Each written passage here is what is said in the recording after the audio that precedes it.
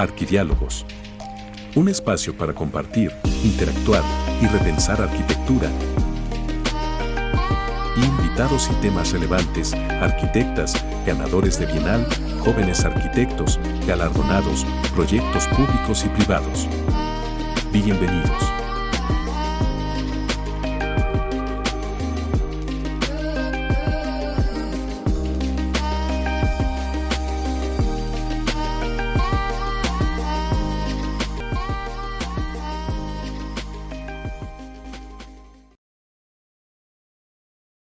Muy buenas tardes a todos los invitados, invitadas que estén por aquí conectados, viéndonos en otro Arquidiálogo de este año, en vivo y también internacional. Entonces nos acompaña la arquitecta Dariela desde España, 32 años de experiencia en el diseño, planificación y la construcción de edificios de uso hotelero durante los siglos. Durante el manager de la empresa de Patrick, durante 6 años, arquitecta en el taller de arquitectura de Ricardo Bofill, ha participado en múltiples proyectos como el aeropuerto de Barcelona y el Teatro Nacional de Cataluña. Durante 4 años ha colaborado en el despacho del arquitecto Alberto Henschel, dedicado al proyecto, construcción y decoración de interiores de viviendas de lujo en México, en el Valle de Bravo. Pues adelante, Dariela, muchas gracias por tu tiempo y estar aquí conectados, compartiéndonos tus proyectos. Pues muchas gracias por darme esta oportunidad de compartir con los arquitectos mexicanos mis experiencias aquí en Europa de estos últimos 30 años. Voy a hacer una presentación muy breve de mi trayectoria, pero sobre todo de los 5 últimos proyectos en los que he hecho la dirección de obra. Entonces, bueno, como comentabas, acabando la prepa en México, me fui a Roma, a Italia, a estudiar. Y cuando acabé la carrera, me vine aquí a Barcelona a trabajar con Ricardo Bofill. Entonces, esto es el taller de arquitectura de Ricardo Bofill en Barcelona. Era una antigua fábrica de cemento que la convirtió del lado izquierdo, la parte donde se ven los silos, son las oficinas, y en lo del lado derecho es su casa. Entonces, bueno, mientras estuve ahí con Ricardo Bofill, estuve 6 años, colaboré en proyectos muy grandes en el aeropuerto de Barcelona, en el Teatro Nacional de Cataluña y en otros proyectos. En esa época todavía trabajábamos con Rotrings, papel y escuadras y borrábamos con la Gillette. Era otras épocas, pero para mí fue una experiencia increíble porque estaba realmente recién graduada y el tener la oportunidad de colaborar en un despacho de esas dimensiones fue una escuela muy importante para mí. Entonces, en el siguiente, aquí vemos, por ejemplo, un plano de los del aeropuerto, que era el antiguo aeropuerto, ahora hay un aeropuerto nuevo, que también lo hizo Bofill, pero aquí se ve todavía pues el tipo de trabajo que eran planos totalmente rudimentarios, nada que ver con el AutoCAD o el BIM que usamos ahora, ¿no? Entonces, después de estar con Bofill, bueno, ahí aprendí un par de cosas que siguen siendo muy importantes. Por ejemplo, que cada trazo que hacemos en los dibujos es una opción constructiva, que no estamos dibujando líneas, sino estamos dibujando elementos arquitectónicos.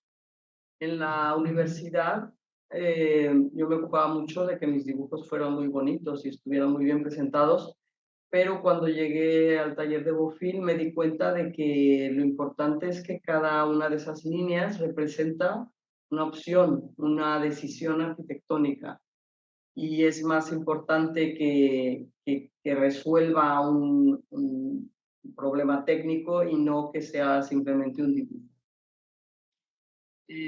Después volví a México un par de años, si quieres poner la siguiente, y estuve trabajando con mi papá, con el arquitecto Alberto Henschel, haciendo casas sobre todo pues en Valle de Bravo y en México. En estos años en México aprendí otra cosa completamente diferente, que fue a tener un contacto muy estrecho con el cliente y a dedicar tiempo a las pequeñas cosas. Aquí, bueno, como he comentado en otras ocasiones, aprendí una cosa que ha sido vital para mi trayectoria, que es el respeto y el reconocimiento del trabajo individual, que es la base para que tus proyectos sean un éxito. O sea, dentro del gran grupo de personas que participan en una obra, tanto a nivel proyectual como a nivel ya de ejecución, es un grupo de gente que tiene unas características, unos dones y hace unas aportaciones individuales que todas juntas hacen que tu proyecto sea increíble, ¿no? Entonces es muy importante respetar la aportación individual, pues de cada carpintero, de cada albañil, de cada pintor, de cada artesano, porque eso es lo que hará que tu proyecto al final pues sea una cosa única. Pues para la siguiente, este es otro proyecto también en México y bueno, a partir de ahí, a partir del año 2000, volví a Barcelona después de estar unos 3, 4 años en México y empecé a trabajar en el despacho en el que estoy todavía colaborando. El director es un ex Ricardo Bofill, o sea, era un partner de Ricardo Bofill que montó su propio despacho. Somos 15 arquitectos y hacemos proyectos y obras de arquitectura, urbanismo y diseño de interiores. Estamos especializados sobre todo en hoteles y conjuntos residenciales, pero hacemos también muchos tipos de proyectos. El 80% de nuestros proyectos son en Marruecos. Estamos muy especializados. Y como comenté al principio, voy a presentar muy rápidamente sobre todo los últimos 5 proyectos en los que he hecho la dirección de obra, pero también al respecto de este tema quisiera hacer unos comentarios. Cuando hacemos dirección de obra, de lo que se trata es de lograr que se construya el proyecto para el que te dieron la licencia y el que aprobó tu cliente, ¿no? Entonces, cada proyecto es una suma de pequeñas decisiones que fueron tomadas tomando en cuenta el conjunto, con lo cual es muy complicado pretender que durante la obra hagas cambios sin que afecten a la totalidad. Con lo cual, si tú haces un pequeño cambio en la obra improvisando, este va a afectar en la coherencia global del proyecto. Entonces, es una manera de evitar esto, es hacer siempre un panel de concepto que contenga los materiales y las técnicas constructivas principales de todo el conjunto. Y este panel te va a servir como hilo conductor durante toda la obra. Por supuesto que a veces es necesario hacer cambios, pero siempre los tienen que proponer y decidir el arquitecto con los ingenieros, valorando las consecuencias. No se debe permitir que la constructora o el cliente que lo intenta a veces tome decisiones precipitadas porque las consecuencias vienen más adelante, ¿no? Tenemos que ser rigurosos y eficientes a la hora de hacer dirección de obra porque si no, al final se nota que no es un proyecto coherente. Entonces, lo que hacemos nosotros, que puedes poner la próxima diapositiva, es que cuando un cliente nos encarga un proyecto, primero nos documentamos a fondo, no solo sobre el tema, el programa, el presupuesto, las aspiraciones del cliente, sino también sobre las peculiaridades del lugar, las costumbres, los materiales, las técnicas constructivas, las limitaciones normativas, porque en cada país, incluso en cada ciudad, en cada región, en cada zona, son completamente distintas y pensamos que es importante que nuestro proyecto sea único y se adapte a ese lugar en concreto. No podemos usar materiales o técnicas constructivas europeas en un proyecto en Marruecos o en México. Y entonces lo que hacemos es que creamos este primer panel que es una historia, contamos una historia donde describimos pues todas estas peculiaridades, el lugar, lo que nos inspira ese lugar en concreto, ese cliente en concreto y ese proyecto en concreto. Entonces la siguiente diapositiva creamos unos paneles de concepto, ¿no? Con acuarelas a mano, muy esquemáticos, simplemente para dejar claras las intenciones. Escogemos una pequeña gama de materiales, estos son como paneles de intenciones, pero para lo que te sirven estos paneles es para cuando ya han pasado unos meses y la obra empieza, por ejemplo, surge un material distinto, si tú traes ese nuevo material y lo comparas con tu panel, te das cuenta si es coherente o no es coherente, no tanto en gama de colores como en gama de texturas, como en principio. Entonces, si quieres poner las próximas 3 diapositivas, esto es más lo mismo, siempre, pues eligiendo, en caso de interiorismo, ya elegimos una gama de muebles, una gama de texturas, de concepto. No es que vayamos a usar esas cosas en concreto, sino es para reflejar el ambiente que queremos lograr. La próxima, por favor. Aquí es lo mismo, es siempre quedándonos dentro de una gama. Entonces, si tú de pronto vienes aquí y escoges un material de plástico rojo, pues va a resaltar muchísimo que no puedes introducir ese material en este proyecto en concreto, porque rompe toda la... Y una vez que tenemos claros todos estos conceptos, nos vamos ya a hacer propuestas más concretas, ¿no? Y, por ejemplo, en la próxima diapositiva ya hacemos renders donde resumimos todo lo anterior. Entonces, ahora sí voy a empezar a presentar los proyectos. El primer proyecto, que es la próxima diapositiva. Este proyecto se llama el Imagina Visual Center. Este proyecto nos dieron porque ya habíamos hecho hacía unos años la sede de la televisión y el radio del País Vasco.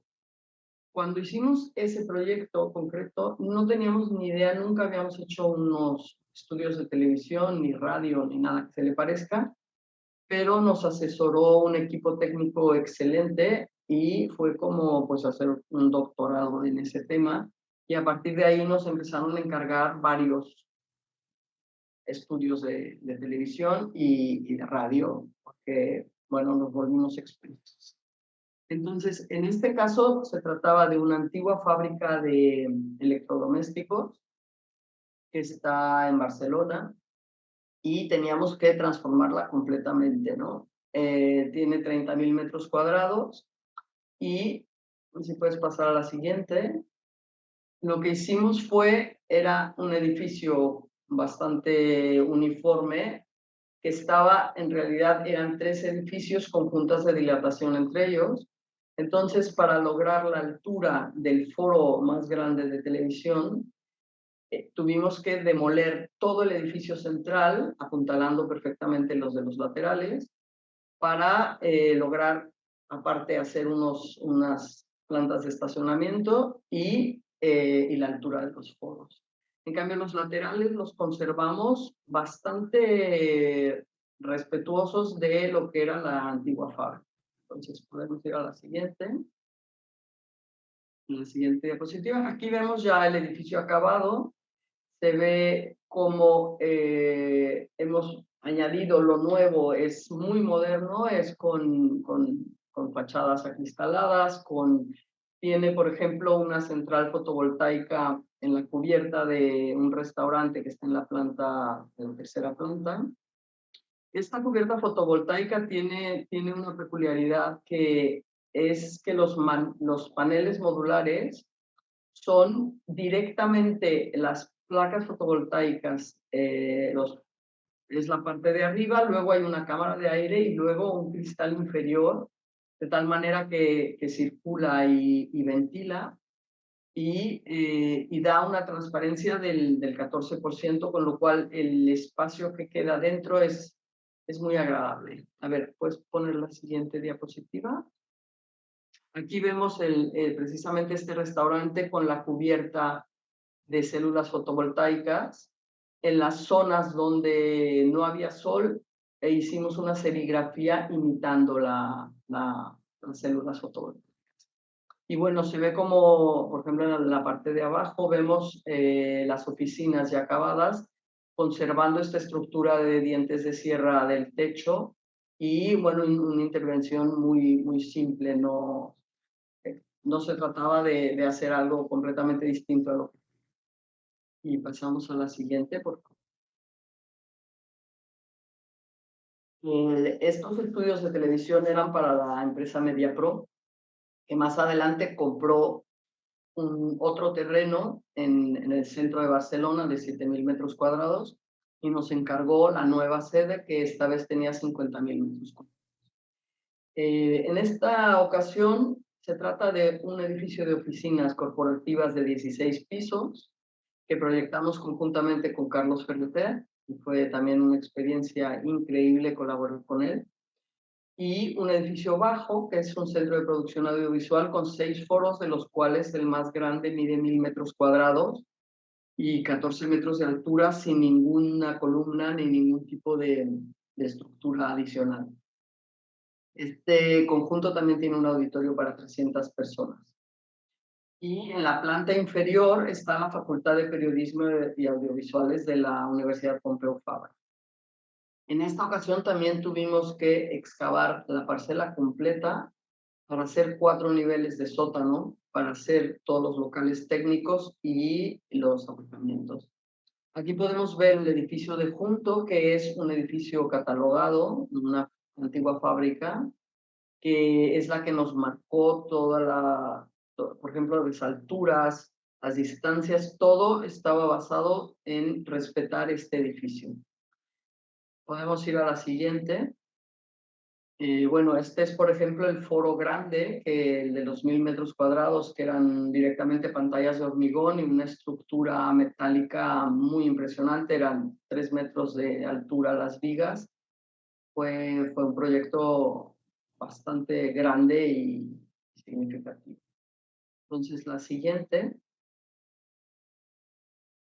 siguiente diapositiva, aquí se ve la fachada de la torre del edificio alto, el que hicimos con Carlos Ferrater. Bueno, concretamente él hizo el diseño de la torre y el proyecto básico, y nosotros hicimos el ejecutivo. Y en este caso, la peculiaridad de este edificio es que la fachada es la estructura y solamente tiene los núcleos y toda la fachada, que son unos pilares metálicos de 60 por 30. Este edificio yo creo que vale la pena un día hacer una presentación solo de este edificio, porque tiene unas aportaciones arquitectónicas realmente que creo que son muy interesantes. Entonces, el siguiente, por favor. Aquí vemos el edificio plano, o sea, se ve a mano derecha la torre, y a mano izquierda vemos el conjunto del edificio bajo, son cuatro niveles.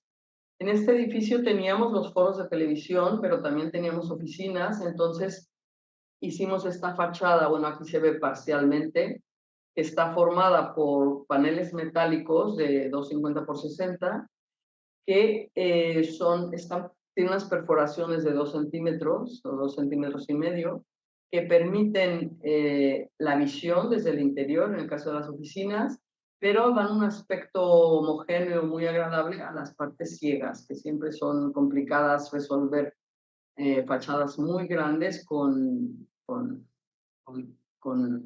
texturas lisas. Entonces vamos a la siguiente. Aquí se ve ya acabada la torre y, bueno, desde diferentes ángulos tiene unas peculiaridades bastante interesantes. Y luego la siguiente. Aquí se ve el edificio de atrás, que bueno, se ve, por ejemplo, la parte lateral de la torre y la fachada de atrás que da hacia el edificio antiguo catalogado de la Pompeu Fabra. Aquí se ve estas placas metálicas foradas, que además, como son de bronce, tenían un acabado en cera que daba un efecto que con la luz del sol era realmente agradable. Bueno, de hecho sigue siendo, ha envejecido muy bien este edificio. Nos vamos a la siguiente. Aquí se ve el edificio, a la izquierda está la torre y a la derecha es el edificio bajo, que tiene una zona que es un filtro entre interior y exterior, es como un atrium de 4 niveles que unifica con los mismos criterios con los que se diseñó la fachada, se diseñó esta fachada también. Y del lado izquierdo abajo vemos una terraza en la planta 16 que es realmente espectacular. En este nivel están los directivos y tienen una sala de juntas aquí en el exterior con una vela, con un toldo, y es realmente muy, muy, muy agradable. Entonces vamos a la siguiente. Esto es el interior, el lado izquierdo arriba es el foro grande de 1000 metros, que queda completamente revestido con materiales acústicos. Después del lado derecho tenemos el medio, tenemos la típica planta de oficinas, donde al fondo ahí se ve la Sagrada Familia, el edificio de la Sagrada Familia. Del lado de abajo también se ve la Torre Akbar, que también es un edificio emblemático de Barcelona. Como se puede ver, se usaron muy pocos materiales, pero muy bien escogidos. Hormigón visto, metal siempre con este tono bronce negro y la alfombra de un color gris muy neutro. O sea, son muy pocos materiales y las zonas comunes son de piedra, de una piedra negra tratada con un material, con un tratamiento hidrófugo para favorecer su buena conservación. Pues el siguiente proyecto ya es completamente otra cosa. Este es el pabellón belga que hicimos para la Exposición Universal en Milán.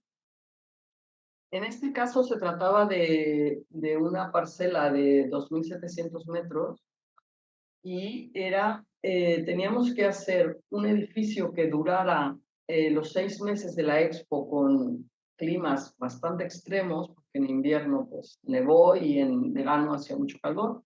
Tenía que durar los 6 meses de la Expo, pero después teníamos que desmontarlo para volver a montarlo en otro lado. Entonces fue un reto realmente tremendo. Cada pieza estaba numerada y de hecho ahora lo acaban de inaugurar, lo compró el gobierno belga y lo acaban de montar en Namur, en un sitio de Bélgica, y quedó realmente muy bien. Sustituyeron algunos materiales, por ejemplo la madera, algunas partes que se habían dañado y realmente quedó muy bien. Entonces podemos ver la siguiente. Aquí se ve la entrada a la expo, que era esta especie de arcada de madera. Aquí también en este proyecto usamos muchas energías renovables, usamos fotovoltaicas, pero también usamos geotermia y, bueno, había varias soluciones, ¿no? Entonces la siguiente. Aquí se ve ya el edificio acabado, era pues una cúpula geodésica con todas las zonas expuestas al sol tenían fotovoltaica y bueno, también había un molino de viento, había muchas soluciones respetuosas del medio ambiente. La siguiente. Toda la parte inferior, que estaba casi enterrada, se trataba de la alimentación del futuro, hidroponía, acuaponía, grillos, toda la alimentación que se espera que se siga desarrollando más adelante. Entonces, la próxima. Aquí es la cúpula geodésica por dentro. Pues aquí se ve claramente las partes que tienen las células fotovoltaicas y las partes que son transparentes. Y bueno, todos los bares, los restaurantes, todos los ambientes interiores que se tuvieron que hacer. Y la próxima, por favor. Bueno, este es otro proyecto que no tiene nada que ver, es completamente diferente. Este lo acabamos de inaugurar ahora en mayo. Es el Club Mediterráneo en Marbella. Aquí se trataba de hacer, bueno, un hotel de 500 habitaciones en una parcela de 14 hectáreas y el reto son 50.000 metros cuadrados. Y el reto está en una zona completamente residencial Entonces, no podíamos demolerlo porque si lo demolíamos completamente, aparte de ser lo más antiecológico del mundo, no podíamos volver a construir los 15 pisos que había. Entonces, lo que decidimos fue aligerarlo y volverlo moderno. Entonces, para empezar, demolimos toda esa base súper pesada, porque en este momento, o sea, cuando nosotros llegamos al edificio, llevaba casi 20 años abandonado y era realmente como un elefante sentado en este parque maravilloso con árboles de 50 años y pues era una pena. Entonces, vamos a la siguiente. Aquí se ve la parcela completa, es un gran triángulo que va desde donde se ve la mancha blanca arriba a la izquierda hasta la glorieta de abajo. Y bueno, aquí se ve muy bien cómo es una zona completamente residencial de casas y de pronto tenemos el hotel. Entonces aquí está todavía antes de hacer las demoliciones, se ve que los barandales de las terrazas son de obra y el elemento de abajo, que es pesadísimo, que era como un centro de congresos con salones inmensos y oscuros, todo era bastante oscuro. Entonces, si pones la siguiente,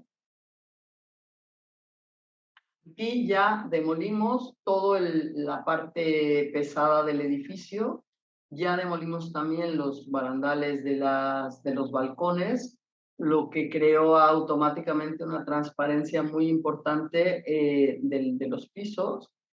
Y demolimos también la alberca, que era una mole, bueno, no la demolimos completamente, la mitad la conservamos para hacer un depósito de aguas pluviales para regar, y la otra mitad la demolimos. Era una alberca de 5 metros de profundidad, o sea, era una cosa que en esos tiempos pues se usaba, pero actualmente ya no, ya es obsoleto. Entonces vemos la siguiente diapositiva. Aquí vemos el edificio ya, es esta transparencia que comentaba. Al haberle quitado los barandales de obra, que después sustituimos por unos barandales de vidrio con un serigrafiado verde que imita las hojas, lo que nuestra intención era la de integrar el proyecto en el parque, en vez de que el edificio invada el parque, era el parque el que invadía el edificio, digamos. Se crearon también tres que contienen pues, los restaurantes, los bares, las zonas públicas. También una alberca. ¿Podemos ir a la siguiente? Bueno, aquí es una típica diapositiva de las obras en las que participo, que se ve que el 90% son hombres y muy poquitas mujeres. Esto es un paréntesis. Y va a la siguiente. Aquí ya está acabado el edificio. Aquí se ve claramente pues estos abanicos que hablaba, que son como, en lugar de hacer una forma rectangular pesada, hicimos estas formas más ligeras, más orgánicas, con esta parte curva además que al final, que las aligera bastante y que contienen pues todas las zonas públicas. Y aparte hicimos esta como arborescencia que sube en las fachadas, además de los barandales que son de vidrio con esta serigrafía. Y otra cosa que fue muy importante es que el hotel está a 1500 metros de distancia de la playa y se pretendía que los clientes no tengan la necesidad de irse a la playa, entonces creamos una alberca de 900 metros cuadrados que imita la playa. Entonces está hecha con unas resinas que hacen que realmente el efecto es arena con resinas que hacen que parezca que estás entrando al mar, porque además la entrada a la alberca es muy sutil y del lado horizonte es desbordante. Entonces, es un sistema constructivo muy interesante porque no necesita hormigón, se hace directamente la excavación del hueco formando las pendientes en la tierra, en el terreno, se coloca una lámina de PDM que reviste todo y luego se ponen las resinas y cuarzo y queda realmente espectacular. Y en el resto de la parcela, como los típicos Club Med, pues había 12 canchas de tenis, 4 de pádel, voleibol, básquet, fútbol, petancas, tiro con arco, incluso unas prácticas de golf y otras 4 albercas, una cubierta y otras para niños, una zona de toboganes y juegos de agua para los niños.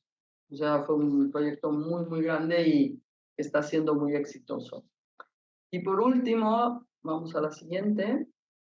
Presentaré este proyecto, que es una casa muy cerca de Barcelona también. Este era un antiguo pajar, un lugar donde guardaban paja para los animales.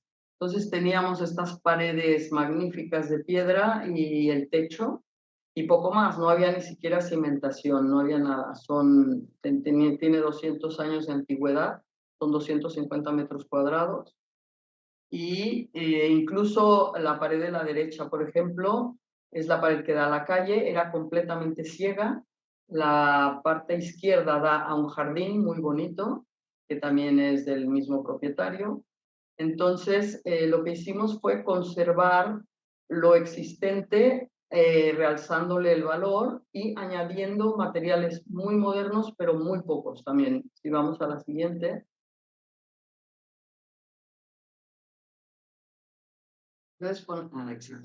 Y aquí se ve ya acabado, que es, pues, como vemos, por ejemplo, en la diapositiva de abajo a la izquierda, esta pared que era ciega a la calle, le abrimos ventanas y puertas con el mismo estilo arquitectónico del pueblo, que es muy concreto, con madera maciza y es un tipo muy concreto para que quedara completamente integrado. El techo es de teja y en el interior hicimos hormigón microcemento en el suelo y en la cocina, es lo que vemos azul del lado derecho, hicimos una gran cocina con estos azulejos azules que son muy típicos de Mallorca para darle un toque de personalidad, digamos. Entonces, en la siguiente, aquí se ve, creamos una mezzanine, un ambiente intermedio como un tapanco, donde se crearon dos estudios, un estudio de joyería para la señora y un estudio de diseño para el propietario. Entonces vamos a la siguiente. Aquí se ve esto del tapanco con los estudios y el ambiente de la sala que da al jardín quedó en doble altura. Y en la parte de arriba solamente hay un cuarto matrimonial con un baño con todos los servicios. Tiene un baño de vapor y tiene muchas comodidades. Y ni poco más. Y vamos al siguiente. Bueno, aquí hay más. Creo que esta ya se había repetido. Y como presentación, esto es todo lo que tenemos. Que es tanto trabajar a una escala urbana de intervención que es, o sea, de lo que hablábamos y que presentabas, que es un poco la plaza pública, ¿no? O sea, de esto que ya es parte de entre urbanismo, arquitectura, y que después pasas a elementos de construcción de un edificio o varios ciertos edificios verdes de la estructura, y luego llegas también a intervenciones en interiorismo, desde ver el último detalle del clavo del escalón, ¿no? Sí. ¿Cómo ha sido este trabajo y el involucrarte en macro proyectos y de repente en interiorismo? No, de hecho, por ejemplo, en este momento estamos desarrollando un proyecto en Marruecos que son 3.400 viviendas, una mezquita, una escuela, un hospital, un centro de policía. O sea, realmente es una ciudad.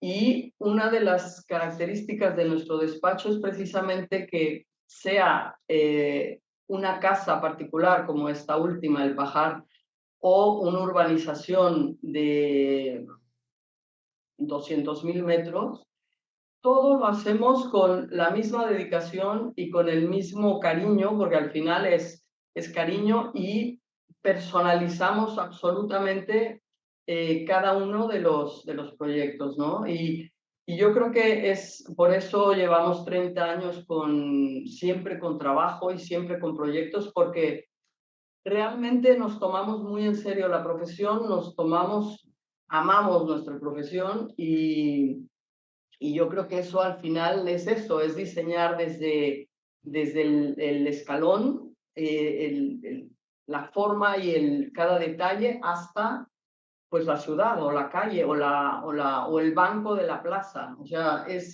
sí, abarcamos un campo muy grande, pero yo estoy convencida que lo que decía al principio, cuando yo entré a trabajar con Bofil, que yo venía de la universidad, que bueno, en la universidad sueñas mucho, pero hasta que no estás en la obra no te das cuenta realmente de los límites que tiene todo eso que sueñas, ¿no? De precio, de técnica, de materiales, o sea, hay muchas limitantes que cuando estás estudiando no eres consciente y te inventas cosas loquísimas que luego cuando ves cuánto cuestan, pues las tienes que descartar. Entonces yo creo que se trata de buscar ese límite donde crees cosas originales diferentes, pero con los recursos que tienes, sea técnicos que económicos. Y ponerle cariño y ponerle ilusión en que sean cosas distintas desde la cosa más chiquita hasta la cosa más grande, ¿no? Al final, un proyecto grande es un conjunto de pequeños proyectos. Yo siempre digo que, a ver, si sabes diseñar un baño de una casa, sabes diseñar un aeropuerto, porque al final son muchos pequeños proyectos que juntas. O sea, en un aeropuerto, pues tú tienes tiendas, restaurantes, la recepción de las maletas. O sea, son pequeños proyectos que si te metes, investigas y los resuelves, pues no dejan de ser muchísimos proyectos juntos, pero resueltos cada uno individualmente, ¿no?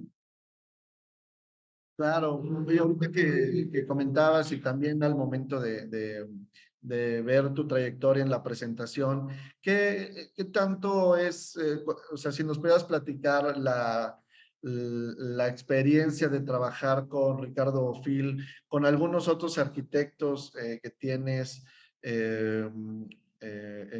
o sea, como en proyectos, asimismo, tu mismo padre, ¿no? O sea, ¿qué has agarrado de cada uno de ellos? A ver si nos puedes contar un poco.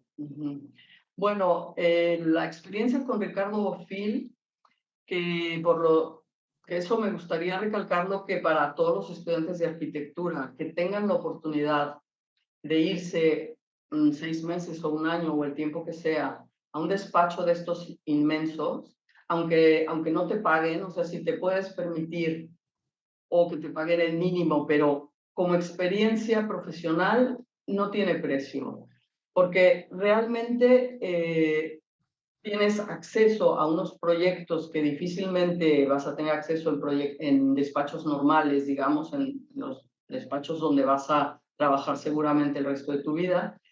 Entonces, es una experiencia tan increíble el colaborar. Por ejemplo, cuando yo estaba con Bofil éramos 100 arquitectos de todo el mundo, de todas las edades, de todas las experiencias. Entonces, esta convivencia y resolver un proyecto entre tanta gente de tantos países y de tantas mentalidades es tan rico y tan enriquecedor al final, porque cada uno aporta pues sus cosas que trae en el alma, ¿no? Y entonces al final es un intercambio que hace que los proyectos pues sean muy ricos. Y por otro lado hay el rigor y la profesionalidad de un despacho de esas dimensiones que también es de una severidad. En Bofil había una autoridad brutal, o sea, no, por ejemplo, tenías que tener la mesa impecable, no podías escuchar más que música clásica, ni se te ocurra meter comida al despacho, o sea, había unas reglas que había que acatar y que eran importantísimas porque no puede funcionar un despacho con 100 personas con una Coca-Cola en la mesa, por ejemplo, ¿no? Es impensable, impensable. Y ahí nos educaron, digamos, a todos de una manera que seguimos practicando hoy en día yo te lo llevas, ¿no? Son cosas que aprendes y te las llevas y para mí, pues sí, es impensable trabajar con un ambiente que no sea puramente de trabajo o con una música adecuada o no sé. Y luego, por ejemplo, con la época que trabajé con mi papá, fue completamente otra cosa, porque en México esta relación con los trabajadores, con los carpinteros, con los herreros, donde tú tienes que retarlos casi para que se superen a sí mismos, pero cuando logran eso que tú les estás pidiendo, que a lo mejor de entrada te dicen que no, que ellos no pueden, pero tú los motivas y no les pides algo que no van a ser capaces de hacer, sino algo que a lo mejor no han hecho, pero que por supuesto que son capaces, ¿no? Entonces, cuando ellos se dan cuenta que claro que lo pueden hacer, les sale un orgullo tan grande que luego el resto de aportaciones que van a hacer a la obra son de otro nivel. O sea, y además estás enriqueciendo a una persona que luego lo va a transmitir a sus hijos y a las siguientes generaciones, ¿no?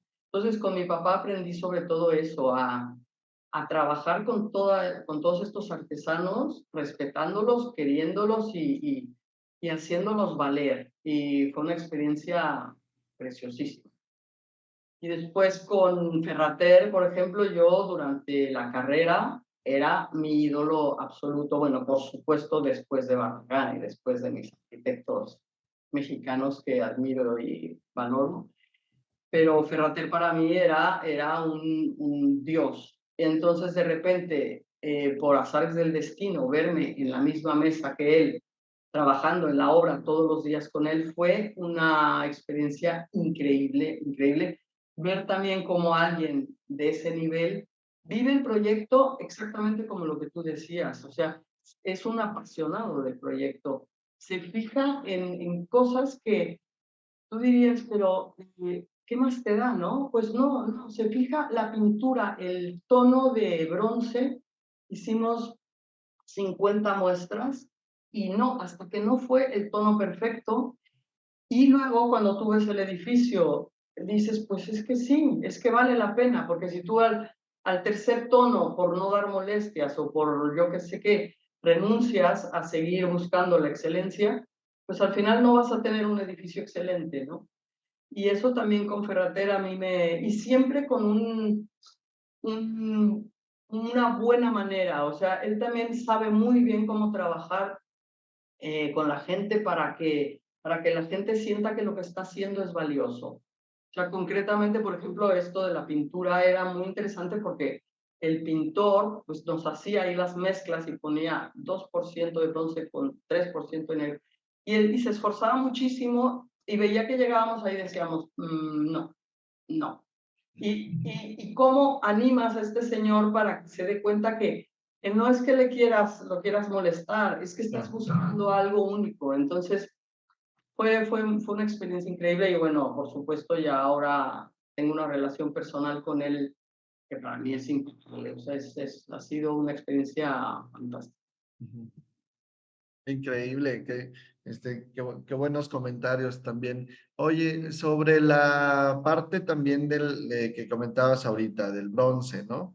Que también es un material muy difícil, caro, de mantener, fácil de oxidar, que hemos tratado también en México, o sea, se ha puesto en varios proyectos y de repente, si no hay un contrato de mantenimiento, o sea, qué tanto se meten más allá para que la arquitectura quede como la quieren? ¿Cómo ha sido este trabajo? Mira, concretamente esto fue una experiencia que también fue una enseñanza tremenda. Cuando decidimos usar bronce, porque nos gustaba mucho este tono dorado, pero no dorado, ¿no? Que es dorado, pero un poco tiende a negro. Entonces, aquí en Europa, bueno, creo que es holandesa, hay una empresa que se llama Tecu, que trabaja todos estos materiales. Pero entonces, precisamente nuestro tema era ese, no queremos necesitar un mantenimiento caro, el material en sí efectivamente es caro, aquí en Europa no se considera carísimo, se considera razonable, para un proyecto de esta categoría te lo puedes permitir, pero el tema era de la oxidación. Entonces, nos dicen de repente que hay unos belgas que tienen un tratamiento que se llama Connecticut Belgium, que es una maravilla porque frena la oxidación en el punto que tú quieres. Ah, pues perfecto, contratamos a estos señores Connecticut Belgium y empieza a entregar 10 metros por semana. Y decimos, oye, no, que son 5,000 metros, que no puedes entregarme este ritmo. No, no, es que esto toma su tiempo. Pues total, nos fuimos a Bélgica. Era una granja donde un señor con estopa, cera de abeja y unos materiales, preparaba él en un bote, preparaba una cosa y con una estopa se lo untaba con cariñito a cada una de las placas. Entonces nos pareció fascinante, pero no puede ser porque necesitamos 5,000 metros y tienen que estar en un plazo. Entonces lo que hicimos fue, y se contrató a un equipo de 30 personas, se les enseñó con todas las normas de higiene, las máscaras, a preparar esta cosa y aplicarla para poder llegar a los plazos que teníamos que llegar. O sea, fue una cosa totalmente artesanal. Wow. Que efectivamente frena la oxidación, y este edificio pues lo inauguramos en 2007 y sigue impecable, te diría que cada vez más bonito. O sea que es eso, es buscar con cariño la solución para los problemas, ¿no? Sí, no, qué gran decisión también, o sea, una decisión fuerte de no echar para atrás el material, Claro, ¿no? O sea, porque de seguirlo hasta, sí. pues, ni modo, si era un granjero, pues hay que ver la manera de cómo sí terminarlo, ¿no? En ese mismo proyecto que mostrabas, ¿cómo fue esta decisión también de trabajar con la estructura para no tener columnas? También se me hace bastante interesante. Cuéntenos un poco de eso. No, esto fue, bueno, precisamente Carlos Ferrater, una de las peculiaridades que tiene, perdón, es que sus proyectos siempre hacen una aportación técnica. O sea, no son proyectos solamente estéticos, que lo son, porque casi todos son realmente espectaculares, sino que siempre va más allá, siempre busca aportar algo. Y en este caso trabajaba con el ingeniero Juan Calvo, que es un ingeniero en realidad de puentes y caminos, pero que son muy amigos y juntos pues se retan y quieren hacer cosas. Y entonces ya tenían ganas desde hace tiempo de hacer esto, y en este edificio pues vieron la oportunidad. Y entonces eran estos pilares de 60 por 35 que estaban formados, depende de su ubicación, podían ser o una chapa de 2,5 centímetros, con lo cual el pilar quedaba hueco, que después lo rellenamos con armadura y hormigón por incendios, pero no por estructura. Y había pilares que quedaban completamente llenos, o sea, chapas de metal una tras otra, juntas, 100% lleno. Los 60 por 35 era todo chapa. Dependía de las cargas que tenía, ¿no? Y también durante la obra empezamos montando los pilares, primero de 2 en 2, en fábrica se montaba, se premontaba, se traía, se montaba. Pero al final con el viento era imposible, entonces al final ya tuvimos que hacerlo distinto. Pero, y luego había las losas que unían todo, eran losas que después se tensaban, y lo que era interesante también es que conforme íbamos avanzando, las cargas de los pilares de abajo cambiaban, porque no es lo mismo tener 16 plantas encima que tener 4. Entonces, no sé, fue todo un proceso que de hecho ahí yo también me acuerdo mucho. Yo iba mucho a la obra en la noche porque me gustaba ver cómo iba avanzando, y un día llegué y me encontré el pilar como si fuera de plastilina, estaba, pero 10 centímetros así deformado. Me llamé rápidamente al ingeniero, le dije, oye, el pilar se está deformando. Y me dijo, no, tranquila, cuando hagamos 3 plantas más se estabiliza. Pero no sé, era como, fue una experiencia. Realmente yo creo que vale la pena un día hacer una presentación solo de este proyecto, porque es realmente muy interesante todo el proceso, cómo está hecho este edificio, es fascinante. Gracias. Oye, y también me gustaría que nos contaras también un poco sobre la mano de obra. O sea, también un poco para tenernos en contexto, y tú que bien ahora conoces el construir, no solo digamos, la maquila de planos en otros países, y también ya la construcción como tal de la ejecución de una obra en sí, en comparación con México. O sea, ¿cómo lo ves? ¿Qué nos puedes contar de esta comparativa? Sí, mira, el tema de planos, yo creo que en México también ahora cada vez más nos exigen hacer todo con BIM, con estos sistemas que seguro conoce todo el mundo, que ya no, otra vez ya no haces líneas, sino ya haces, ahora más que nunca haces decisiones, ya no estás dibujando dos líneas, sino es una pared de ladrillo de 7 centímetros, o sea, ya es toda una, incluso de que la vas a forrar, si la vas a pintar o le vas a poner azulejo. Ya todo está decidido desde que estás haciendo los planos, ¿no? Pero, en cambio, el tema constructivo, yo, bueno, he tenido bastante contacto, por ejemplo, con Jorge Arditi, y veo los proyectos que hacen o los otros arquitectos en México. Y me sorprende y me gusta muchísimo ver cómo ha evolucionado la arquitectura en México, cómo cada vez más la gente es valiente y eso que decías tú, que no se echan para atrás, ¿no? Cuando enfrentan un problema porque quieren hacer algo innovador, lo fácil es hacer lo que hace todo el mundo y ya está resuelto. Pero si tú quieres aportar, tienes que jugártela y aportar cosas nuevas, cuidando de resolverlas bien resueltas, porque no se trata de hacer la pared curva de vidrio si no vas a poder contar con las soluciones técnicas para hacerla correctamente, ¿no?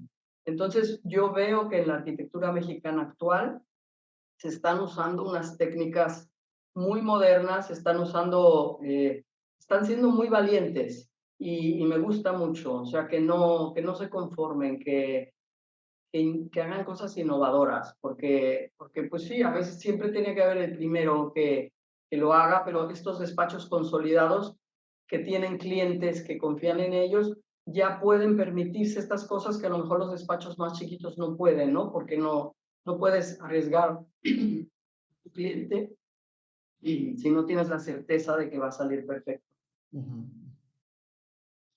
Sí, oye, también te quiero preguntar sobre el pabellón, más que nada si hay concursos y concursas, si entran, independientemente, como ya comentas, los clientes, pues ya tendrán algunos clientes de cabecera que los estén llamando, ¿no? O buscando, pero también siguen participando en concursos abiertos. ¿Cómo fue, por ejemplo, lo del pabellón, ¿no? O sea, que nos contaras un poco más del proceso y también del trabajo con la embajada, de llevarlo, qué tanto se le da el seguimiento. Son como dos preguntas en una. Sí, mira, en realidad nosotros nunca hacemos concursos, nunca, nunca, nunca. Es una regla de nuestro despacho. Por suerte tenemos suficientes proyectos para no tener que hacer concursos, porque yo sé que hay muchos despachos que tienen que hacer concursos para obtener proyectos, ¿no? Nosotros, por suerte, no tenemos que hacerlo. Concretamente, el pabellón belga, el director de mi despacho es belga. Entonces, el señor que iba a explotar el restaurante del pabellón, que es un chef con la estrella Michelin, de alguna manera propuso al consulado, a la embajada belga, que tomara en cuenta nuestra candidatura y entonces había ya un equipo técnico belga que participaba, entonces, pero no tenían nociones de arquitectura, digamos, eran muy técnicos, es un despacho muy grande técnico, pero sin conocimientos arquitectónicos. Entonces, nos asociamos con ellos para el concurso. Nosotros hicimos tanto el proyecto como el interiorismo, como todo el tema de contenidos, que eso nos sorprendió muchísimo, porque cómo contratas a una empresa de Barcelona para que te haga el contenido del pabellón belga. Nos pareció un poco loco, pero fue divertido, fue muy divertido. Fue una cosa loca, fue divertido. Y entonces participamos en el concurso con ellos, ganamos, y a partir de ahí empezamos pues a desarrollar efectivamente con una colaboración estrechísima con Bélgica, para ver qué querían destacar, qué querían no destacar, porque también se trata de eso, y juntos pues buscar cómo expresar todo ese contenido, tanto en los bares, en los restaurantes, en la escenografía del pabellón. Todo nos lo tuvimos que inventar, pero como fue un tiempo muy acotado o sea, un proyecto muy acotado en el tiempo, pues nos lo pudimos permitir, ¿no? Porque era realmente, no fue económicamente no fue rentable en absoluto, pero fue divertido. Y sobre todo ahora que volvieron a montar el pabellón y que ahora tiene una gran repercusión mediática, pues nos ha servido como prestigio, porque pues de repente pues se habla de nosotros en Bélgica y nos gusta que algún cliente viene porque ha ido al pabellón y le ha gustado y le interesa que le hagamos algo. Me gustaría también que nos platicaras o también cómo ha sido esta evolución de la desactividad de muchos proyectos muy grandes en Europa, ¿no? O sea, esta imagen que mostrabas hace rato del hotel en su apogeo, con la alberca llena de personas, que se vea un hotel pues activo, que se veía pues me imagino que con buena publicidad. ¿Qué pasó? O sea, ¿qué pasó también? ¿Qué ha pasado que de repente pues ya quedó en desuso, en abandono, o solamente quisieron renovarlo? ¿Ha sucedido en algunos otros proyectos? ¿Cómo es este proceso? No, mira, este es un caso muy peculiar porque ese hotel ya había sido del Club Mediterráneo hace muchos años, y lo que pasó aquí fue que tuvieron o sea, lo explotaron. Siempre el Club Mediterráneo lo que hace es que no es propietario de los hoteles. Tiene concesiones para explotarlos 10 años, 15 años.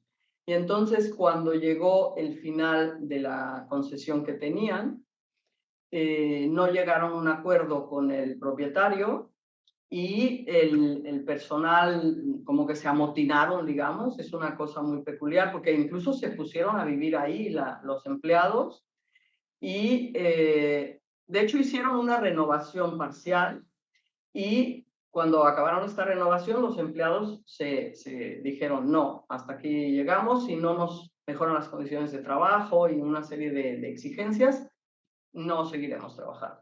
Y entonces llegó a que tuvieron que cerrar. Cerraron el hotel y ya no llegaron a acuerdo. Y entonces Club Mediterráneo se fue y el hotel se quedó vacío. Pero el problema es que 14 hectáreas de terreno no las quiere nadie, y 500 habitaciones tampoco. Es muy difícil encontrar una cadena hotelera que quiera mantener un jardín de 14 hectáreas. Si no es Club Mediterráneo, o hay 3 o 4 cadenas que sí que les gustan este tipo de parcela, pero es muy difícil. ¿Qué hotel va a querer eso? Y también 500 habitaciones, no hay muchas cadenas hoteleras que quieran hacer otro hotel, porque en Marbella debe haber 6 o 7 hoteles de 500 habitaciones. Nadie quiere hacer otro hotel de 500 habitaciones en Marbella, a menos que sea un club mediterráneo. Entonces, el propietario de la parcela, hubo hasta 20 cadenas hoteleras que fueron a verlo y se plantearon hacer ahí su hotel. Pero precisamente el problema llegaba cuando había 500 habitaciones y había la parcela gigantesca. Entonces, ese es el motivo concreto por el que esta obra estuvo parada tanto tiempo. Pero no es una cosa habitual. O sea, ahora lo que pasó en la pandemia fue que muchísimos hoteles tuvieron que cerrar, lógicamente, por falta de turismo, y varios de esos hoteles ya no volvieron a abrir Pero ahora justamente a partir de final del año pasado, el principio de este, nos damos cuenta que todos estos hoteles están reactivándose, están cambiando de manos, están cambiando de propietario y quieren renovar, quieren modernizar, quieren cambiarlo a sus características de su empresa en particular, de su cadena hotelera. Y se están moviendo muchas cosas. Ay, pues qué bien. Y sobre la alberca o esta renovación también asimismo como el cambio de imagen del edificio como tal, o sea, del hotel, también la innovación en parecer una playa sintética es increíble. ¿Esto fue una innovación o esto ya se tiene recurrentemente haciendo? No, no, nosotros por lo menos nunca lo habíamos hecho y el tema era exactamente eso, que Club Med nos dijo, tengo que hacer algo tan activo que la gente no se quiera salir del hotel, porque a ellos les interesa que la gente esté todo el día metida. La gente al Club Mediterráneo va por lo general 10 días, toda la familia, y se pasan el día ahí haciendo deporte y comiendo, y tienen todo incluido siempre. Entonces no les interesa que la gente se vaya.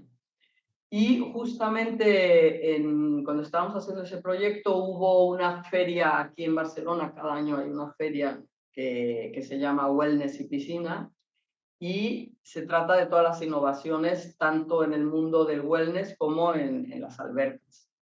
Y fuimos a esa feria y vimos esta alberca. Pero también fue muy interesante porque vimos esta alberca, pero si tú nunca has hecho una alberca así, desconfías. De entrada, como mexicana que soy, desconfiaba muchísimo y dije no.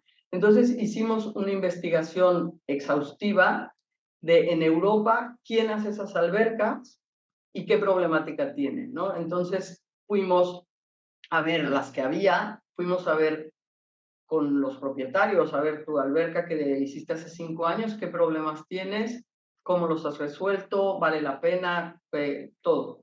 Entonces nos documentamos muchísimo y la conclusión fue que había una sola empresa seria que hacía las albercas que funcionaban y que era la que reparaba todas las de los demás.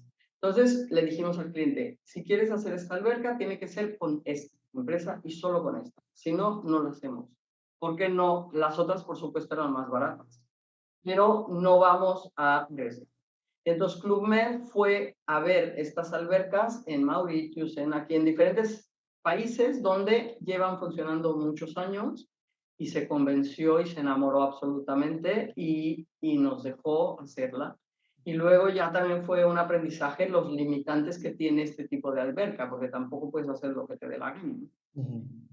Pero una de las características, por ejemplo, es que esta alberca nunca tiene grietas, porque como el EPDM está abajo y la resina está arriba, aunque la resina se agriete, como lo que hace la estanqueidad es el EPDM, y hay agua entre el EPDM y la resina, no pasa absolutamente nada, ¿no? O sea, es otro concepto diferente.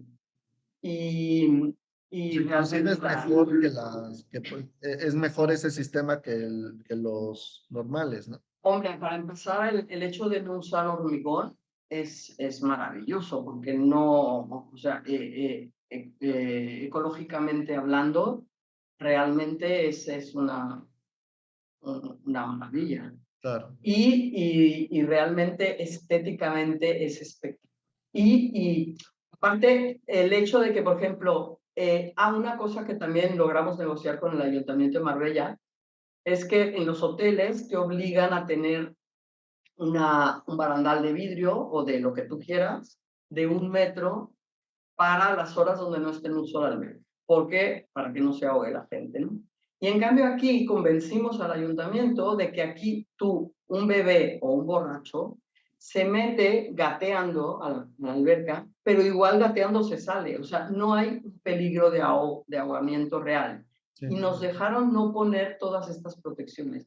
Con lo cual para Club Med fue un logro enorme porque todas sus áreas sociales dan a esta alberca y tener esa alberca con un barandal horrible que te mata la continuidad, pues era terrible. En cambio, no tenerlo pues aportó una parte estética muy importante. Claro. No, y también es muy interesante cómo el despacho, literal, viéndolo en el proyecto, hace su investigación, va a otros países inclusive a ver cómo funciona, entrevista, pues tal vez no, en México no es tan usado, tal vez no es tan fácil tampoco, ¿no? Pero sí es... No, pero hoy en día con internet y puedes hacer unas investigaciones muy importantes que antes no se podía, eso es verdad. Pero yo creo que hoy en día con voluntad tú puedes informarte muchísimo y saber por dónde van las cosas, ¿no? Por supuesto. Oye, pues se nos está acabando un poquito el tiempo. Me gustaría que nos hagas un mensaje de cierre para poder terminar el arquidiálogo.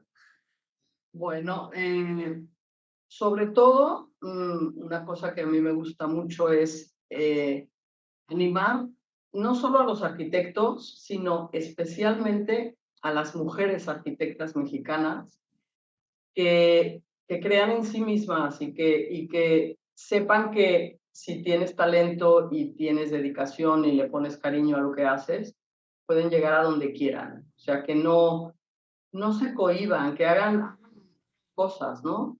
Y que también cuando hagan un proyecto, que se permitan una pequeña locura, una locura coherente, una locura que no sea una negligencia, ¿no? Porque esta pequeña locura hace que tus obras sean únicas y brillantes y especiales, ¿no? Entonces, básicamente eso, que sean valientes, que sobre todo a las mujeres, que no, el mundo está ahí para comérselo, que hay que salir y hay que hacer cosas. Pues muchísimas gracias por tus comentarios y también a las que estuvieron aquí mandando mensajes, Tani Fer, Irma Yolanda, Nancy Núñez, Marta Elena, algunos, como ya les comentaba, pues esto va a estar grabado, posteriormente lo podrán ver en el canal de YouTube.